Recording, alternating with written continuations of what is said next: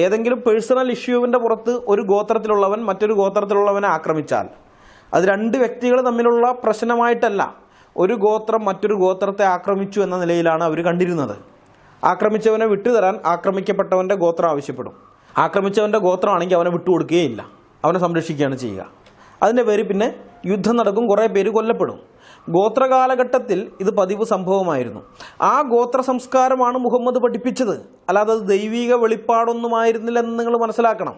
മുഹമ്മദിൻ്റെ ഈ പഠിപ്പിക്കൽ കാരണം മുസ്ലിങ്ങളെ നിങ്ങൾ ഗോത്രകാലത്തേക്ക് തിരിച്ചു നടക്കുകയാണ് ചെയ്യുന്നതെന്നുള്ള കാര്യം ഇനിയെങ്കിലും മനസ്സിലാക്കിക്കോ. ലോകം മുഴുവൻ കൂടുതൽ പുരോഗതിയിലേക്ക് മുന്നേറുമ്പോൾ ഇസ്ലാമിക സമൂഹം മാത്രം 7-ാം നൂറ്റാണ്ടിലെ ഗോത്ര സംസ്കാരത്തിലേക്ക് മടങ്ങിപ്പോവുകയാണ്.